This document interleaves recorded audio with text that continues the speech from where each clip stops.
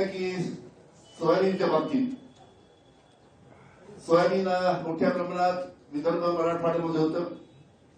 सोयाबीनचा हमी भाव जो आहे तो आहे 5,328 रुपये प्रति क्विंटल.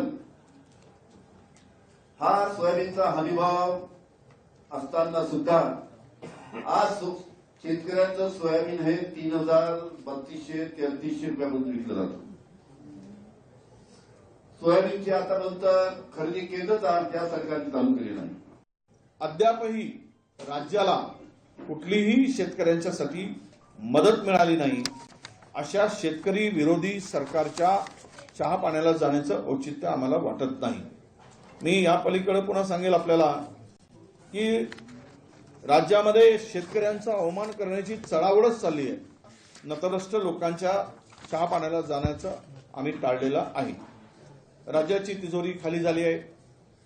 9,32,000 कोटी रुपयाचं कर्ज राज्यावर आलेलं आहे आणि यामध्ये विशेष करून राज्याच्या उत्पन्नाचा मोठा हिस्सा जवळपास 22% कर्ज आणि व्याज फेडण्यामध्ये जातो आहे. लोकशाही मराठी ऐका, पहा, जागरूक रहा.